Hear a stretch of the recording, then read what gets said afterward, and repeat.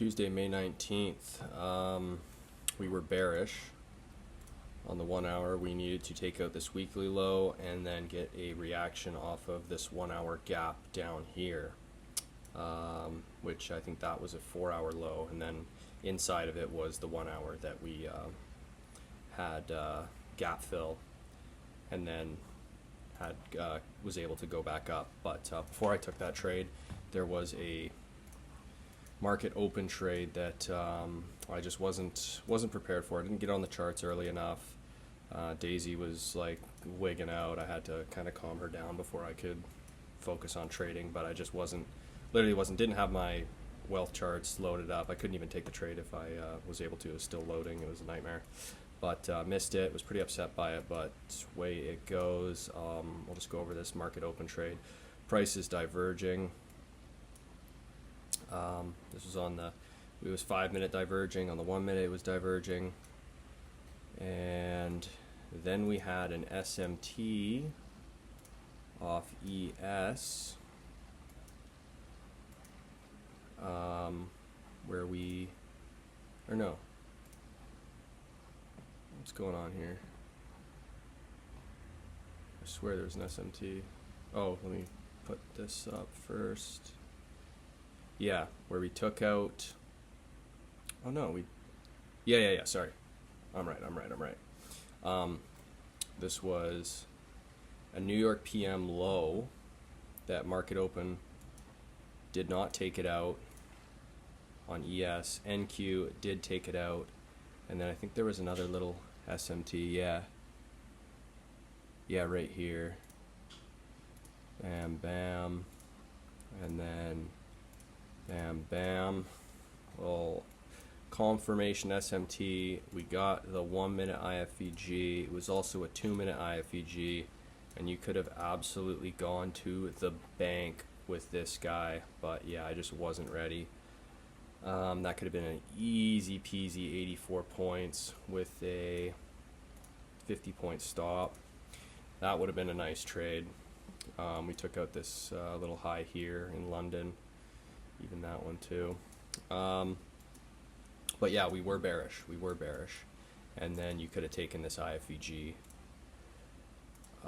with your bearish bias. Could even got a sniper entry there with the retap, but my brain was still scrambled with Daisy, and I just couldn't get my shit together. I was not on the not on the charts early enough today. I got on it like literally like 6:25. So tough sledding for that, but we did end up taking a banger trade. The trade copier was a bit confusing too. You got to click enable on like 4 different things to make it actually copy trade. It was like so confusing, so frustrating. So this trade did not get copied, which is tough. I've just been like balancing my 2 accounts, but now I've got it figured out. After I took all my trades, I have confirmed that it now does work when I press the button. So we'll get into the trade I actually did take today. We swept those 2 lows, this weekly low, this 4 hour low, and then we had the 1 hour gap below this to get a rejection out of. We did not have an ifvg, but I felt like I didn't need one, and it turns out that we didn't, because we did open up a 1 minute gap to get out of here. So no ifvg, but we did get the gap, and I was like, you know what, we're probably going to retest this. If we retest this, I'm going to enter. Sure enough, we did, and I was able to press the button pretty quick. We did get in right here, and as we were coming up, we were loading into this 1 minute gap here. Kind of got a little spooked. I was like, you know what, I did use 10 micros, so like this was like, you know, a lot of money. It was almost $1,000 bucks, like 950 or something. So I was like, I know you're not supposed to watch the P&L, but I closed it earlier for 48 points, which is like still like a pretty good day with 10 contracts. You cannot complain about that. So pretty happy with that trade. Pretty upset it did not copy trade, but that's what tomorrow is for. And yeah, I think I put my stop like here too, because I was a little scared of losing that money, which that's all right. We were either going to deliver out of this or we weren't, so it's not would I do that again? Maybe. Maybe next time I would have done like a little, maybe like 6 or 7 contracts and had to stop at the protected low down here within that 1 hour gap, because we also it was tapped into there once and now it's tapped into there twice, filled the gap, so that is now a protected low off that. So I wasn't thinking we were going to come down and take out that low, but yeah, got an absolutely crazy reaction off that. We're still going up. Yeah, that would have been what are we at here? Yeah, it's moved 300 points after that. So pretty nice little trade. And also the other confluences we had were we were having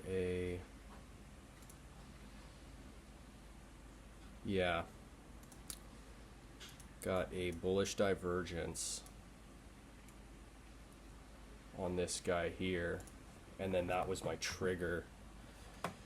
So 5 minute huge bearish divergence, this is coming down, and then let's put that where it needs to go, right there. Scale down to like the 2 minute, see what it looks like. Yeah, 2 minute, let's adjust this a little bit, and then we got trigger wave right there. This could have been an absolute banger long if you had just taken this and held it on yeah, like five micros would have had this shit absolutely fucking rip. Yeah, even if you took this ifvg right here, yeah, that would have been an absolute banger play. Done something like that with like 3 micros, even if you go like 1 to 2, that would have been a pretty nice trade, as long as you didn't go break even. But yeah, this is like a plus setup for a longer scalp trade. That would have been money, but I already took my W for the day, so I was off. And yeah, pretty happy with how I've been trading the last 3 days, following my rules and whatnot, only taking A pluses. This was a pretty nice trade. Could have held it, but whatever, probably would have got break even. Yeah, nice little trade.